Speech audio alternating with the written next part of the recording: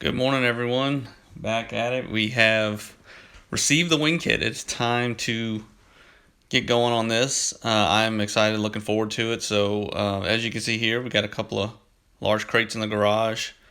The one I'm opening now, that's the wing spars and the stub spars, pretty much all the long items. And then the second big crate here is all of the skins, ribs, lighting kit, the whole everything else that is not almost 17 feet long. So one of the things that I'm really surprised by was the length of everything. I mean, everything is just so big. As with other than the fuselage kit, the wing kit didn't take a whole lot of time to unpack an inventory. It was a really quick process. Not a whole lot of parts, but everything is just massive. I mean, everything that came out of that big crate that I'm breaking apart now, trying to clear up as much space as possible. I basically was able to lay out on a 4x4 table and start the inventory process, what you see here. So going through the inventory, only missing a few items. Javance did an excellent job of making sure everything was in there. I just was missing a couple of big washers, and then a couple of the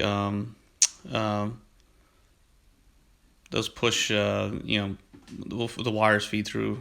I'm losing what they're called right now, but so yeah, not bad. Gave them a call. They're going to get that over to me. We did have a little bit of confusion on the packing list because I've received a packing list for another builder, but we actually the other builder actually called me yesterday out of the blue, and I guess he was definitely scared that he may have received my wing kit and I received his. But either way, we both had built the fuselage kits before we got our wing kit, so we were in the same exact position with the items that needed to be deleted out of the wing kit.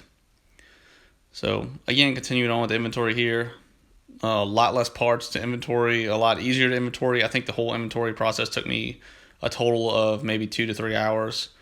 Just to go through everything, and that was including counting all the hardware. The hardware bag is just a little bitty bag, as you're going to see here shortly.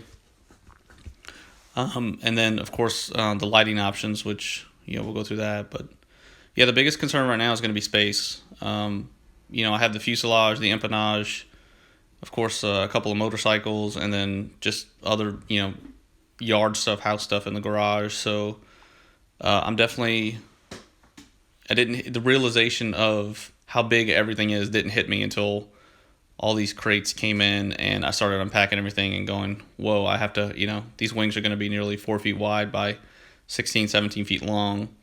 And I'm in a 2020 by garage, so going to have to figure out the whole space issue here and what we're going to do. I may end up having to get like a small shed or something to put in the backyard, but we'll see. We'll cross that bridge when we get there. Also gonna have to build a wing cradle to put the wings on when they're finished. So yeah, space.